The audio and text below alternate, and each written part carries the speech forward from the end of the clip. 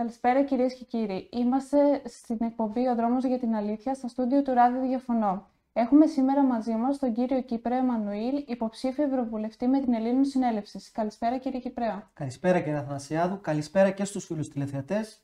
Να σας ευχαριστήσω για το βήμα που μου δίνετε και είμαι εδώ για να απαντήσω σε ό,τι ερώτημα μου θέσετε.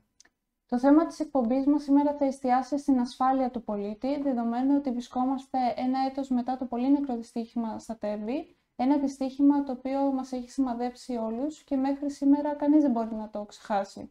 Κύριε Κυπραίο, θα ήθελα να ακούσουμε την τοποθέτησή σας σχετικά με αυτό το θέμα. Φυσικά. Για μένα, κυρία Αθανασιάδου, υπάρχουν δύο πλευρές. Είναι αυτή των υπετίων και η άλλη πλευρά των ανθρώπων οι οποίοι πληρώνουν με την ίδια τους τη ζωή την εγκληματική αμέλεια των πρώτων. Προτού συνεχίσω, θα ήθελα σας παρακαλώ να προβάλλετε ένα από τα βίντεο τα οποία σας έχω προωθήσει. Ντρέπομαι που θέτετε θέματα ασφαλείας. Και θα ήθελα να ανακαλέσετε αμέσως. Είναι ντροπή. Όταν σας εξήγησα και το ξαναλέω ότι το γεγονός ότι αυτή τη στιγμή υπάρχουν ειδοί διασφαλίζουμε την ασφάλεια. Εδώ βλέπουμε τον κατηδίαν αρμόδιο, τον Υπουργό Μεταφορών, να τοποθετείται μέσα στη Βουλή των Ελλήνων σε ερώτημα που του τέθηκε εάν τίθεται θέμα ασφαλείας. Αυτό έχει συμβεί 2 εβδομάδες πριν το πολύ νεκρό δυστύχημα και για εμένα, κυρία Αθανασιάδου, υπάρχουν δύο τινά.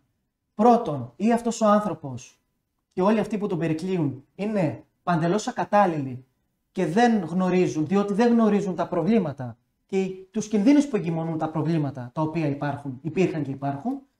Και το δεύτερο είναι ότι γνωρίζουν αλλά δεν έχουν λάβει υπόψη τους τα προβλήματα και την επικινδυνότητα. Πραγματικά, λέγοντας ψέματα δημοσίως στους Έλληνες πολίτες και μην παίρνοντας καμία ευθύνη ποτέ για το ό,τι και αν συμβαίνει, ενώ ξαναλέω έχουν εκλεχθεί και είναι οι αρμόδιοι για την κατάσταση που επικρατεί. Μας λέτε δηλαδή ότι ενώ γνώριζαν, συνέχιζαν να θέτουν σε κίνδυνο τους επιβάτες. Ακριβώς αυτό λέω, αλλά για να υπάρξει μια καλύτερη εικόνα και προς εσάς και προς τους τηλεθεατές, σας παρακαλώ να πάμε σε ακόμα ένα βίντεο από αυτά που σας έχω προωθήσει, για να δείτε και μόνοι σας. Αν ήσασταν στη θέση του εσείς, τι θα λέγατε τώρα? Ότι απαντήσατε καλά? Να σας πω όμως κάτι, κύριε Στούμπο μου. Είσαι ο Υπουργός Μεταφορών. Μπορείς να πας στη Βουλή και να πεις ναι, έχουν πρόβλημα ασφάλειας στα τρένα? Βεβαίως. Και να πεις παίρνω αυτά τα μέτρα, επίκειται αυτό, επίκειται. Είναι πιθανόν ο Υπουργός να σκέφτηκε, είναι πιθανόν, ότι αν εγώ ως Υπουργός Μεταφορών βγω να πω ότι έχουν πρόβλημα ασφάλειας στα τρένα, αύριο τα τρένα δεν λειτουργούν στην Ελλάδα. Ναι, αλλά πρόσεχετε τώρα το χειρότερο που φτάσαμε, Υπουργέ μου. Τώρα δεν θα Εδώ βλέπουμε έναν άλλο υπουργό, ο οποίος κάνει δημόσια παραδοχή σε πανελλήνιας μετάδοσης. Ο συγκεκριμένος υπουργός είναι και υπουργός υγείας σήμερα, αν είναι δυνατόν.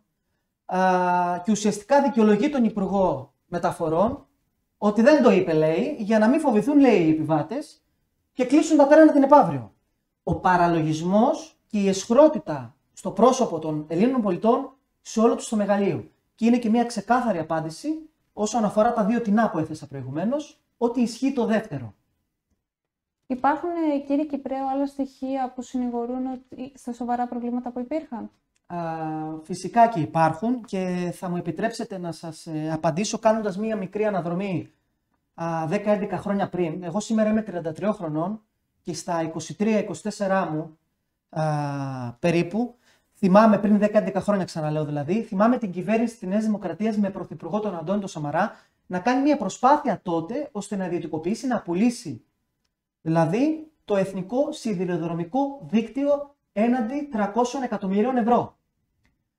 Τότε είχαμε την αντιπολίτευση του ΣΥΡΙΖΑ, συγκεκριμένα τον Γιώργο Σταθάκη, βουλευτής τότε του ΣΥΡΙΖΑ, να είναι στα κάγκελα που λέει και ο λαός και να κάνει λόγο για ξεπούλημα δημόσιας περιουσίας, να κάνει λόγο για εξυπηρέτηση ιδιωτικών συμφερόντων με ευνοϊκούς όρους και ουσιαστικά κάναν αντιπολίτευση τότε στη Νέα Δημοκρατία. Καλά το έκαναν, απλά το γελίο της υπόθεσης είναι ότι 4 χρόνια μετά, δηλαδή στο 2017, όταν πλέον ο ΣΥΡΙΖΑ είχε τη διακυβέρνηση της χώρας στα χέρια του, μαζί με το κόμμα του Καμένου τότε, τους ανεξάρτητους Έλληνες, τη συγκυβέρνηση αυτή, έχουμε λοιπόν αυτή την κυβέρνηση να ιδιωτικοποιεί μετά από έγκριση του υποτιθέμενου συμβουλίου να ιδιωτικοποιεί και να κάνει παραχώρηση στην Ιταλική FSI, Ιταλιάνε, σε έναν όμιλο ξένο δηλαδή, να κάνει παραχώρηση το εθνικό σιδηροδρομικό δίκτυο έναντι 45 εκατομμυρίων ευρώ.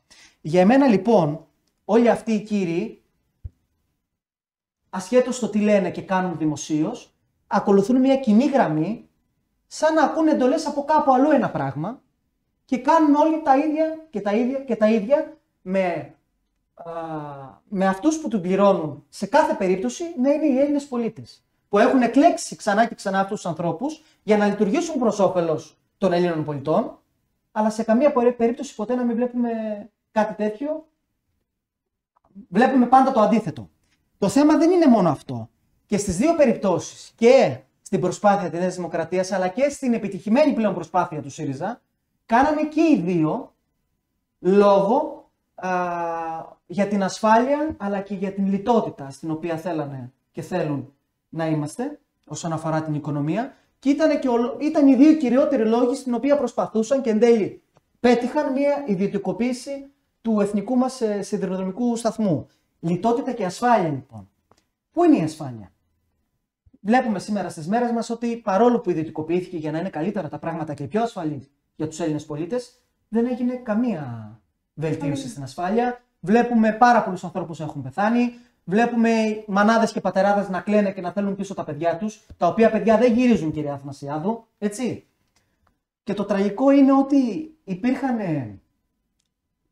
είχαν δοθεί απαντήσεις από αρμόδιους οι οποίοι στελέχωναν τον ΟΣΕ, είχαν υπάρξει προειδοποιήσεις, είχαν υπάρξει τα πάντα.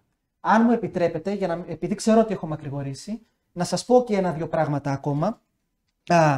Φτάνοντας λοιπόν στο 2021, μετά το 2017, έχουμε τον Διευθύνων Σύμβουλο, τον Φίλιππο Τσαλίδη, ο οποίος παραιτείται και με επιστολή του αποχαιρετιστήρια προς το προσωπικό του ΟΣΕ, αφήνει αιχμές ως προς την καθυστέρηση του εξυγχρονισμού όλων των συστημάτων, αλλά και των έργων που έπρεπε να γίνουν πάνω στους σιδηροδρομικούς σταθμούς. Άφησε αιχμές αυτός ο άνθρωπος. Δεν είχε μείνει μόνο εκεί όμως αυτός ο άνθρωπος. Αυτός ο άνθρωπος είχε προχωρήσει και σε επιστολές στα 5 χρόνια πριν από την επιστολή παραίτησής του, είχε προχωρήσει και σε άλλες επιστολές, έτσι, και προειδοποιούσε και έκανε λόγο ακόμα και για επικείμενη σύγκρουση αμαξοστοιχειών, έτσι. Κανείς δεν τον άκουσε ποτέ, δεν τον πήρε κανείς στα σοβαρά, δεν έφτασαν οι επιστολές, έφτασαν και δεν τις άνοιξαν. Κανείς δεν μερίμνησε λοιπόν. Υπήρχε ενημέρωση.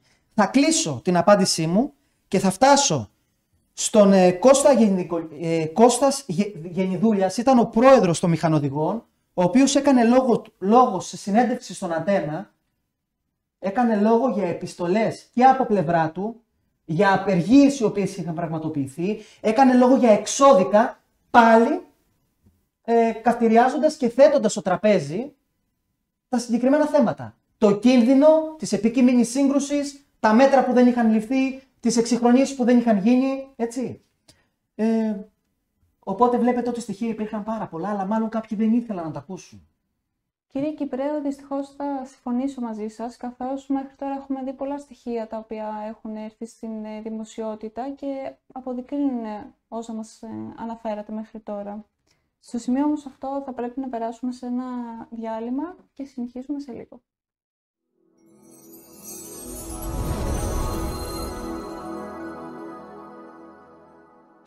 Ένα ιερό, ελάνιο κείμενο μοίησης στη γνώση και στην αλήθεια ήρθε στην κατοχή κάθε Έλληνα ανθρώπου από τον δημιουργό του Αρτέμι Σόρα. Ένα ιερό, ελάνιο κείμενο που μέσα από τις 3 θεματικές του ενότητες αποκαλύπτονται και αποδεικνύονται τεράστια μυστικά της ίδιας της οντολογίας, του σκοπού της ύπαρξης και του σχεδίου της δημιουργίας των Έλληνων ανθρώπων. Μυστικά που οι αποστάτες δυνάστες των ανθρώπων κρατούν κλειδωμένα για να μην βγει ποτέ ο άνθρωπος από το λίθαργο της αμάθειας και του ψεύδους. Μελετώντας αυτό το ιερό, ελάνιο κείμενο, ο καθένας μπορεί να αντιληφθεί, να διαπιστώσει και να κατανοήσει το παρόν και το ολικό παρόν όπου είναι τα πάντα, διότι όλα και τα πάντα δημιουργούνται στο παρόν, όπου το ίδιο το παρόν είναι οι ίδιοι, οι πανίεροι μοναδικοί, θείοι δημιουργοί Α.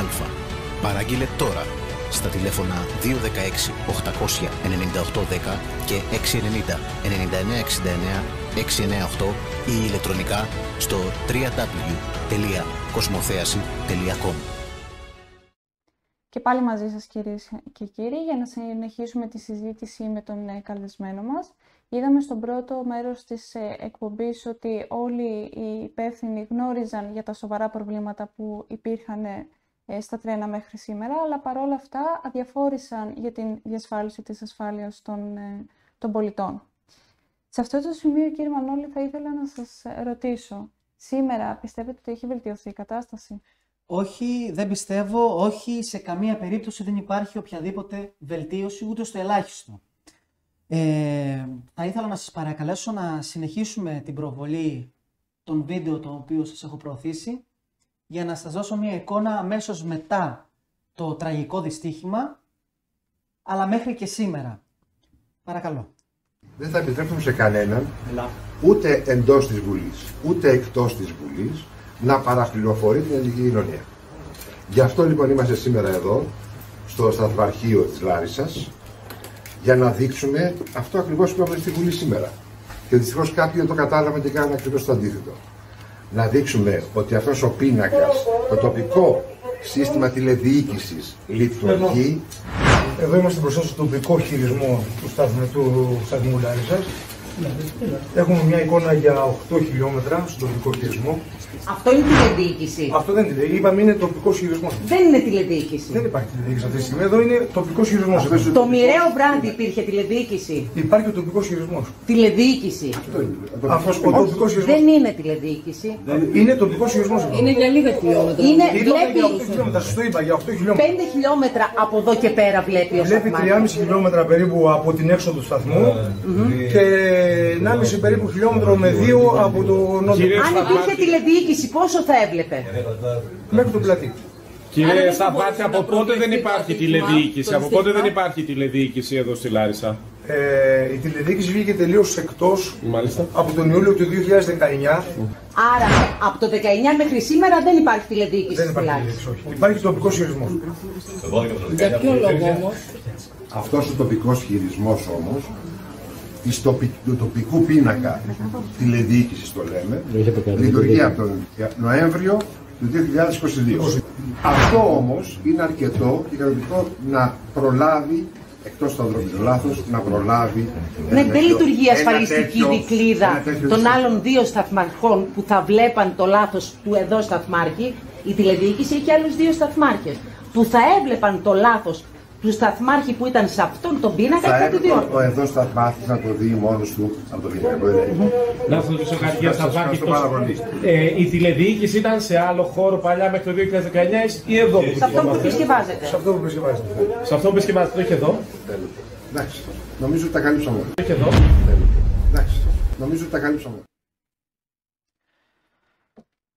Εδώ, κύριε Αθανασιάδου, βλέπουμε έναν υφυπουργό, τον Λευτέρη, τον Μιχάλη τον Παπαδόπουλο, να ψεύδεται δημοσίως παρόλο το θάνατο των τόσων παιδιών από τη δική τους εγκληματική αμέλεια και να εκτίθεται ανεπανόρθωτα δημοσίως και να προσπαθεί να συγκαλύψει ουσιαστικά το ότι δεν υπήρχε τηλεδιοίκηση. Αυτός συνέχισε ισχυριζόμενος μέχρι το τέλος, μέχρι που έκανε και νόημα να τελειώσει το βίντεο, ότι υπήρχε τηλεδιοίκηση. Βάφτισε τον τοπικό χειρισμό τηλεδιοίκηση.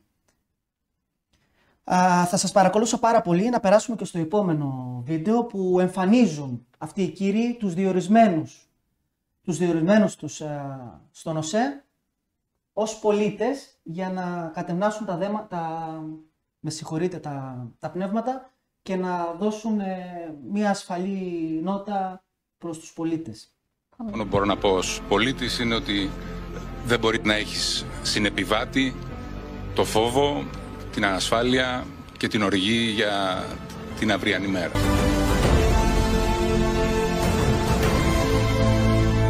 Πρώτο δεν φοβάμαι. Το ονοματεπώνυμό σας το ζήτησαν όταν βγάλατε το εισιτήριο? Όχι. Βεβαίως, πολύ ασφάλεια, παιδιά. Θα πάρετε το τρένο για Θεσσαλονίκη ή Καλαμπάκα? Όχι, τώρα πάω μέχρι Ινόη. Αλλά το παίρνω άνετα. Σήμερα. Βεβαίως, πολύ ασφάλεια, παιδιά. Κύριε Μανώλη, με συγχωρείτε που σας διακόψω. Παρακαλώ. Στα δύο βίντεο που είδαμε, επιβεβαιώνονται όσα έχουμε αναφέρει μέχρι τώρα για τις σοβαρές ελλείψεις που υπάρχουν στον υλικοτεχνικό εξοπλισμό των τρένων, αλλά και στην κοροϊδία των Κυρία Αθανασιάδου, υπευθύνων. αυτά τα πλάνα, αυτά τα αποσπάσματα είναι λίγες μέρες μετά το συμβάν στα Τέμπη. Το συμβάν που έφυγαν τόσοι άνθρωποι. Και στην ερώτησή σας τώρα, εφόσον σας έδειξα την εικόνα και στους τηλεθεατές, πραγματικά πιστεύετε ότι αυτοί οι άνθρωποι θα μεριμνούσαν για την οποιαδήποτε βελτίωση? Μα πέθαναν τόσοι άνθρωποι. Και αμέσως μετά, για να συγκαλύψουν, ξαναλέω, τα όσα προβλήματα και τις όποιες ελλείψεις, που αυτοί είναι οι κύριοι υπεύθυνοι, προσπαθούσαν να συγκαλύψουν λέγοντας ψέματα. Και εδώ βλέπουμε πραγματικά θεατρικές παραστάσεις, βλέπουμε υποκρισία σε όλο το μεγαλείο. Αυτοί οι άνθρωποι θα έπρεπε να είναι ηθοποιοί. Δεν θα έπρεπε να παίρνουν αποφάσεις για εμάς. Έτσι. Κανένα έκνωση συνέστησης. Θα σας παρακαλώ, ακριβώς. Μα πραγματικά. Δηλαδή, θα σας παρακαλούσα να περάσουμε στο τελευταίο απόσπασμα που σας έχω προωθήσει, με την κατάσταση τη σημερινή κατάσταση στο εθνικό σιδηροδρομικό δίκτυο. Που δεν είναι πια εθνικό, αφού το έχουν ιδιωτικοποιήσει και αυτό. Όταν περνάνε τα τρένα, οι μπάρες είναι πάνω ή κάτω? Οι μπάρες είναι όταν περνούν τα τρένα κάτω. Κάτω, Κανονικά. Πρέπει να είναι κάτω. Οι μπάρες. Ναι. Βεβαίως πρέπει να είναι κάτω. Και δεν πρέπει κανείς να περνάει τη διάβαση. Πρέπει να είναι κάτω οι μπάρες. Πρέπει. Στην Ημαθία που ήταν οι μπάρες, Τίνα? Σε αυτό εδώ το βίντεο ντοκουμέντο που έρχεται στο φως της δημοσιότητας, θα δείτε ότι περνάει το τρένο την ώρα που οι μπάρες είναι πάνω. Και μάλιστα ο οδηγός, ο οποίος καταγράφει το βίντεο αυτό, λέει χαρακτηριστικά σταμάτα ρε, σταμάτα, κάνε λίγο πιο πίσω, οι μπάρες είναι ανοιχτές και το τρένο κάνει διέλευση κανονικό. Εδώ τον ακούμε κιόλας. Σταμάτα ρε, σταμάτα. Άντε τώρα να σου τύχει αυτό, έτσι. Να το τρένο. Τι πρέπει, Γιάννη μου, οι μπάρες να είναι? Όχι. Οι μπάρες τι πρέπει να είναι? Οι μπάρες πρέπει να είναι πάνω. Όχι πάνω, κάτω. Όταν περνάει το τρένο. Και όταν περνάει το τρένο. Τρένο περνάει. Εδώ πρέπει και κάτι άλλο. Δεν είχα βαλές. Όχι βέβαια. Εδώ πρέπει και κάτι άλλο. Και το λέω προσωπικά. Εγώ δεν θα σταμάταγα να ελέγξω.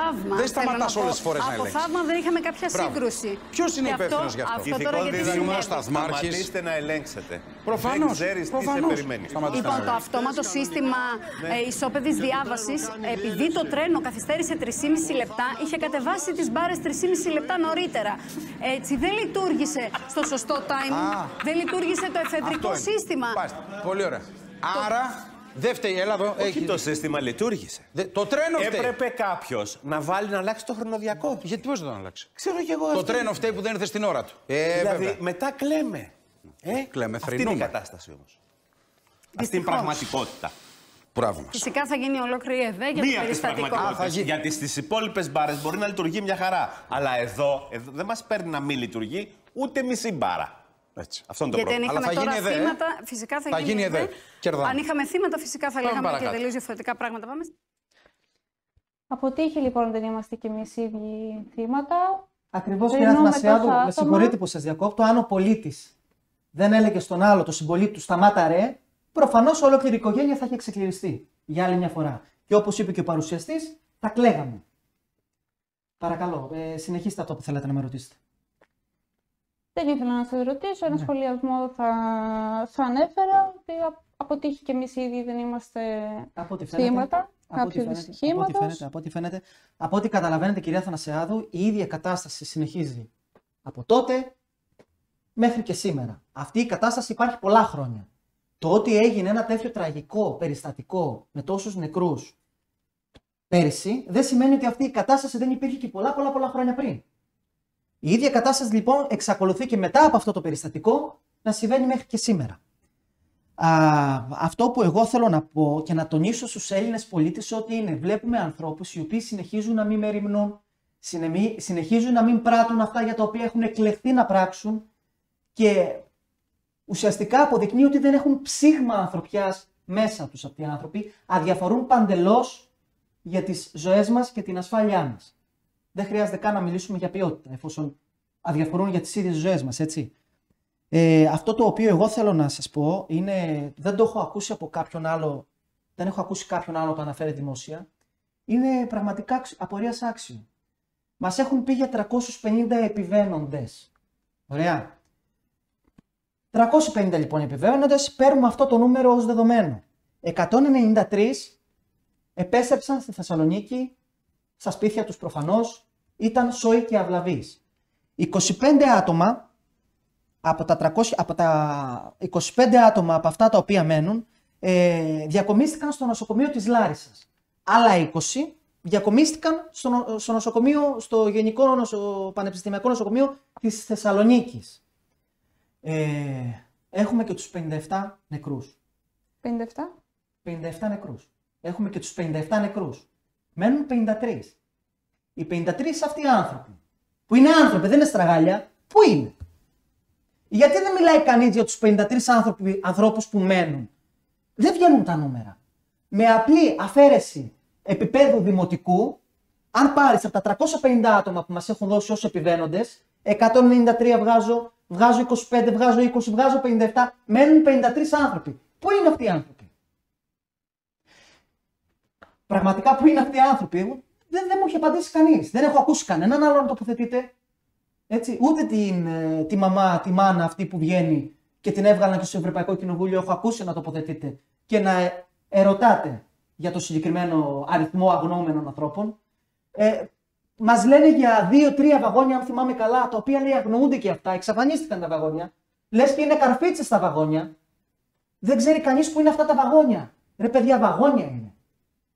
Δεν είναι μινιατούρες, δεν είναι. Μιλάμε για βαγόνια. Εάν σε αυτό όλο προσθέσουμε και τα 650 χιλιάρικα με εντολή αγοραστού, που ο ίδιος ο αγοραστός λέει ότι πήρε από αλλού εντολή, αλλά δεν λέει από ποιον. Τα 650 χιλιάδες ευρώ που δαπανήθηκαν για το μπάζωμα του σημείου, καταλαβαίνουμε όλοι ότι κάποιος δεν κάνει καλά τη δουλειά του, κάποιος προσπαθεί συγκάλυψη, κάποιος προσπαθεί να παραπλανήσει την κοινή γνώμη, ώστε οι άνθρωποι, οι πολίτες, να μην έχουν πλήρη εικόνα και τα δεδομένα της αλήθειας, και προφανώς με τα στοιχεία και τα πλάνα που σας έδειξα συνεχίζεται αυτή η κοροϊδία και αυτό το παιχνίδι εις βάρος των Ελλήνων πολιτών, που παίζει με τη ζωή τους ουσιαστικά όλο αυτό το πράγμα που γίνεται, συνεχίζει και συμβαίνει μέχρι σήμερα. Θύματα μόνο όσοι βρέθηκαν. Δηλαδή... Θύματα ακριβώς μόνο όσοι βρέθηκαν. Ακριβώς. 53 άνθρωποι, ξαναλέω. Δεν είναι μικρό το νούμερο. Μιλάμε για τους διπλάσιους νεκρούς, αν το παραδεχόταν ποτέ. Έτσι, το θέμα ξέρετε ποιο είναι? Ότι θα σας δώσω κάποιες ημερομηνίες. Στις 23 Δεκεμβρίου του 2023, δηλαδή περίοδο Χριστουγέννων, επιβεβαιώθηκε από τον ΟΣΕ παρολίγων σιδηροδρομικό δυστύχημα ανάλογο των τεμπών. Δηλαδή είχαμε πάλι παρολίγων σύγκρουση, όπως και στα Τέμπη, δύο διαφορετικών αμαξοστοιχειών. Συγκεκριμένα στο κέντρο Αχαρνών, ΣΚΑ, η αμαξοστοιχία 1313 από Κιάτο, Πειραιά, και η αμαξοστοιχεία 51 Ασημένο Βέλος, δρομολόγιο από Θεσσαλονίκη προς Αθήνα. Αυτές οι δύο αμαξοστοιχίες παραλίγο να συγκρουστούν. Η Hellenic Trains προσπάθησε να υποβαθμίσει το γεγονός και να μην το βγάλει στη δημοσιότητα, και αν δεν είχε καταγράψει αμέσως ο ΟΣΕ το συμβάν αυτό, δεν θα γνωρίζαμε για αυτό το περιστατικό. Και αν πάλι είχε γίνει δυστύχημα, όλοι θα λέγαμε, τι θα λέγαμε, πραγματικά θα υπήρχαν λόγια. Με ένα χρόνο σχεδόν μετά, ούτε καν χρόνο, μερικούς μήνες μετά, για ένα ανάλογο τέτοιο δυστύχημα. Δεν ήμασταν υπεύθυνοι εμείς που ανεβήκαμε στο τρένο. Ναι, εμείς θα ήμασταν υπεύθυνοι, ή το τρένο που πέρασε νωρίτερα, ή δεν ξέρω κι εγώ ποιος άλλος. Αυτοί πάντως οι κύριοι σε καμία περίπτωση ποτέ δεν θα είναι υπεύθυνοι, από ό,τι φαίνεται. Θα κλείσω, με συγχωρείτε, λίγο μακρηγορώ, πραγματικά με συγχωρείτε. Θα κλείσω στις 19 Δευτέρου. Ακινητοποιήθηκε η μαξοστοιχεία 3643 από Σέρρες για Θεσσαλονίκη λόγω πυρκαγιάς, και οι επιβάτες πήγαν τελικά στον προορισμό τους με λεωφορεία. Σαν να μην έφτανε αυτό, 3 μέρες πριν, τις 16 Δευτέρου, είχε ακινητοποιηθεί πάλι η αμαξοστοιχεία 1634 από Θεσσαλονίκη και Δράμα. Οπότε, κυρία Αθανασιάδου, κλείνω με απάντηση στην ερώτησή σας. Όχι, δεν βλέπω καμία βελτίωση, γιατί αυτοί οι κύριοι δεν θέλουν να βελτιώσουν κάτι. Καμία συντήρηση, καμία βελτίωση στο σύστημα της τηλεδιοίκησης, των τρένων, σε ό,τι υπάρχει έλλειψη, αλλά παρόλα αυτά τα χρήματα μας υποδείξαν και ήδη ότι υπήρχαν για να δαπανηθούν. Τα χρήματα για να βασωθεί το σημείο υπήρχαν. για να αναβαθμιστεί έστω και στα στοιχειώδη η τηλεδιοίκηση και τα ηλεκτρονικά συστήματα, δεν υπήρχαν. Αυτό είναι το κράτος δικαίου. Αυτό είναι το κράτος που ουσιαστικά μεριμνεί για την ασφάλεια και την ποιότητα των Ελλήνων πολιτών. Δεν έχω να παραθέσω Κύριε κάτι. Κυπρέο, νομίζω ότι όσο και να συζητάμε, απαντήσεις δεν θα λάβουμε. Ήταν ξεκάθαρο ποια είναι τα κίνητρά τους και ότι δεν μεριμνούν για την ασφάλεια των πολιτών, ό,τι ατύχημα με συγχωρείτε και να σημειωθεί. Σε αυτό το σημείο όμως θα ήθελα να σας ρωτήσω, δεδομένου ότι είστε υποψήφιος ευρωβουλευτής με την Ελληνοσυνέλευση, ποιες λύσεις θα έδινε ο πολιτικός φορέας σχετικά με την συντήρηση, δημιουργία ενός εθνικού συστήματος Σιδηροδρομικού δικτύου. Καταρχάς, με διακυβέρνηση Ελληνοσυνέλευσης δεν θα υπάρχει τίποτα. Δεν θα υπάρχει εθνικό δίκτυο, γιατί δεν θα είναι εθνικό από τη στιγμή που θα είναι ιδιωτικό. Θα είναι εθνικό καθαρά. Θα ανήκει στον ελληνικό λαό, θα ανήκει στους Έλληνες πολίτες. Έτσι. Σε καμία περίπτωση δεν θα υπάρχουν αυτά τα κονσερβοκούτια για τρένα. Θα υπάρχουν κανονικά υπερσύγχρονα τρένα. Θα υπάρχει τηλεδιοίκηση. Θα υπάρχουν προηγμένα συστήματα τηλεδιοίκησης, καταγραφής εικόνας σε κάθε σημείο του εθνικού σιδηροδρομικού δικτύου. Θα υπάρχουν υπερσύγχρονες εγκαταστάσεις αναμονής των επιβατών. Δεν θα υπάρχει σε καμία περίπτωση όλο αυτό το μπάχαλο. Θα υπάρχει αυτό που αξίζει και επιβάλλεται για τους Έλληνες πολίτες. Τα χρήματα, τα κονδύλια είναι καταθετημένα από την Ελληνοσυνέλευση στον Άριο Πάγο και επικυρωμένα από τον Άριο Πάγο. Τα χρήματα υπάρχουν, όσο και κάποιοι προσπαθούν να τα κρύψουν και να παρουσιάσουν, να βγάλουν προς τα έξω ότι δεν υπάρχουν. Τα κονδύλια υπάρχουν. Πολύ ενδιαφέρον, κύριε Κυπρέο. Θα μπορούσατε να μας αναφέρετε όμως περισσότερο για τις προγραμματικές δηλώσεις. Φυσικά. Επί Ελληνοσυνέλευσης, επί των ημερών της Ελληνοσυνέλευσης δεν υπάρχουν αγώνες γραμμές. Ο κόσμος πρέπει να γνωρίζει ότι, οι άνθρωποι πρέπει να γνωρίζουν ότι δεν θα υπάρχει κανένα απομονωμένο νησί, κανένα απομονωμένο χωριό, καμία γωνιά της Ελλάδος μας δεν θα είναι απομονωμένη. Όσον αφορά το σιδηροδρομικό δίκτυο, το οποίο και είχαμε σαν θέμα στη σημερινή εκπομπή σας που είμαι καλεσμένος, έχουμε τεράστια μέρη του εθνικού σιδηροδρομικού δικτύου, τα οποία δεν λειτουργούν. Άλλες φορές είναι υποκατασκευή, σε άλλα σημεία τα έχουν παρατήσει εδώ και πάρα πολλά χρόνια. Στην Πελοπόννησο συγκεκριμένα, ένα από τα μεγαλύτερα διαμερίσματα, λειτουργεί μόνο σε 2 σημεία και αυτά για τουριστικούς σκοπούς. Οπότε καταλαβαίνετε ότι πρέπει να υπάρξει μια αναβάθμιση. Μια αναβάθμιση σε εθνικό επίπεδο για να μπορούν να είναι σε επικοινωνία και συγκοινωνία άμεσα όλες οι άκρες της χώρας μας. Αυτό θα επιτευχθεί μέσω ακτοπλοϊκών συγκοινωνιών, μέσω άρτιων οδικών συγκοινωνιών, όπως προείπα πριν. Έτσι, όσον αφορά τα ακτοπλοϊκά, έχουμε σήμερα, και εδώ και χρόνια μάλλον, εφοπλιστές οι οποίοι επιδοτούνται αδρά για να εξυπηρετούν συγκοινωνίες μεταξύ νησιών. Έτσι, αυτά τα πράγματα είναι απαράδεκτα. Είναι δυνατόν σαν κράτος να επιδοτώ ιδιώτες για να μεταφέρουν τους πολίτες μου? Μα τότε οι πολίτες μου για ποιο λόγο πληρώνουν? Καταλαβαίνετε λοιπόν ότι όλη αυτή η κατάσταση χρήζει μιας τεράστιας μεταρρύθμισης. Η Ελλάδα επί Ελληνοσυνέλευσης θα γίνει ένα μεγάλο εργοτάξιο στα πρώτα χρόνια για να αναδομηθεί και να συγκροτηθεί όλη η χώρα σε όλα τα επίπεδα, είτε αυτό είναι υγείας, είτε οδικές συγκοινωνίες, είτε εκπαίδευσης, τα σχολεία δηλαδή. Από το Σεπτέμβριο του 2015 η Ελληνοσυνέλευση έχει καταθέσει τις προγραμματικές της δηλώσεις, γιατί όλα αυτά που σας αναφέρω αναλύονται μέσα στις προγραμματικές μας δηλώσεις. Έχει καταθέσει στον Άριο Πάγο με αριθμό πρωτοκόλλου 6199 όλα αυτά τα οποία σας αναλύω, αλλά και τα χρηματοοικονομικά εργαλεία. Από πού δηλαδή θα χρησιμοποιηθούν αυτά τα κονδύλια, ποια είναι αυτά τα κονδύλια και πώς ακριβώς θα χρησιμοποιηθούν. Χρειάζεται μια τεράστια αναδόμηση και ανασυγκρότηση της χώρας και υπάρχουν όλα τα αποδεικτικά μέσα σε αυτές τις προγραμματικές δηλώσεις και ουσιαστικά προτείνω στους Έλληνες πολίτες να ανατρέξουν, να τα διαβάσουν και να δούνε λίγο την οργάνωση που υπάρχει, τη σοβαρότητα σε σχέση με όλα αυτά τα κόμματα που έχουν περάσει τόσα χρόνια μέσα από τη Βουλή μας, τη σοβαρότητα που υπάρχει για το τι μένει γενέστε. Κύριε Κυπρέο, δεν νομίζω ότι υπάρχει κάποιο άλλο κόμμα ή πολιτικός φορέας ο οποίος έχει δεσμευθεί για όσα λέει στον Αεροπάγο. Πολύ ενδιαφέρον. Σε αυτό το σημείο όμως θα ήθελα να ανανεώσουμε το ραντεβού μας και να σας έχουμε ξανά κοντά μας σε μια επόμενη εκπομπή. Πολύ ευχαρίστως. Σε αυτό το σημείο θα ήθελα να σας καληνυχτήσω κυρίες και κύριοι και θα τα πούμε σε μια επόμενη εκπομπή «Ο δρόμος για την αλήθεια».